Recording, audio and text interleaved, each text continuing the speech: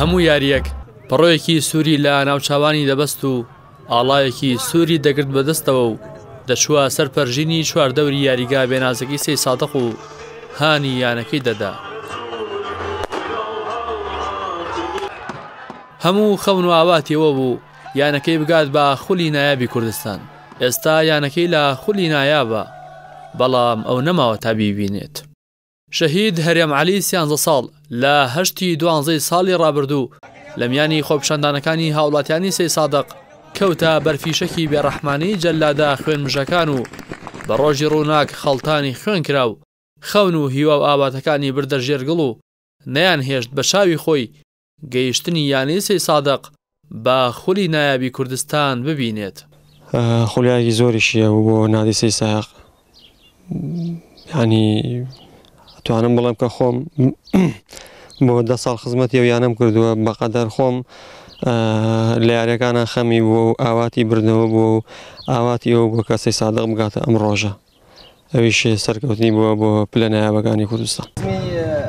هاوڕێکانی هەرێم باز لەو ساتانە دەکەن کە بە شەوق و تاسەوە ڕویان لا یاریگاکان کردووە و بە هەموو توانایان یانەی سەی سادقیان هانداوە، بەڵام ئەم وەرزە بێ هەرێم لە یاریگاکان کپ و خامۆش بوون. منوەکو هاوڕێی نزیکی شەهید هەرێم دایم بەیەکۆ بووین و بەیەکۆچین بۆ سەیری یاریەکان و زەرری بۆ هیچ کەسێ نەبووە، خەونیەوە بوو سەی سایق بێ بە نایاب.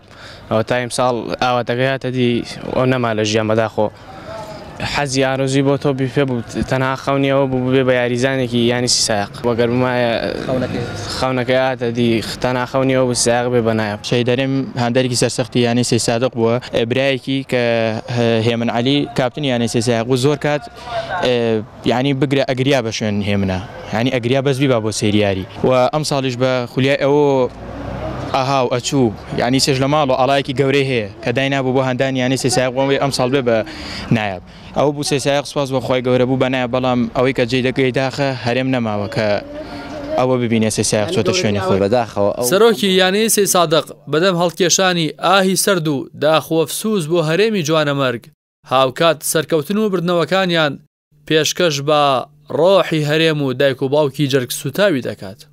بەداخەوە ئێمە ئەمڕۆ ئەم شارەکە لە ئاهەنگی سەرکەوتنی یانەکەیە لەم چەند ڕۆژەیە خۆشی هەموو شاری داگرتووە، ئەبینین شوێنێکیش هەیە چۆڵە جێگایەکیش هەیە، کەسێک دیار نییە کە هەمیشە لەسەر ئەم ستاندانەی ئەم قەراخی یاریگای ئەمان بینی. ئەویش جوانەمەرگی برام کاگە هەرێم بوو، مناڵیەوە لەگەڵ ئێمەیا بوو، لەگەڵ خۆمانە گەشتە ئەو تەمەنە. بەداخەوە ئەو ئەم ڕۆژە خۆشەی نەبینی، ئەو ئاواتەی بە چای خۆی نەبینی کە سەی سایق ئەچێتە نایابەوە. ئێمە هەموو ئەوەی کە ڕوویدا ئەو سەرکەوتنانە پێشکەشەکەین بە گیانی پاکی، پێشکەشێکین بە کاگ عەلی، پێشکەشەکەین بە دادە بێگردی دڵسوتاو. ئەمە ئاهەنگ و پێشوازی گەرموگوڕی هاوڵاتیانی سەی سادقە لە یانەکەیان پاش گەیشتنیان بە خولی نایابی کوردستان. هەرێم ئاوات و ئارەزووی گەورەیەوە بوو ئەم ڕۆژە ببینێت و پڕبەگەروی هاوار بکات و ئاڵاکەی دەستی ڕابوەشێنێت، بەڵام شەکدارە بێ ویژدانەکان بە فیشەکێک لەم ڕۆژە و لە خەونەکەیان دابڕی. ئێستا هەرێم خۆی و خەونەکانی لە نێو چەند مستەخاکێکی سەی سادق بە بێدەنگی ڕاکشاون.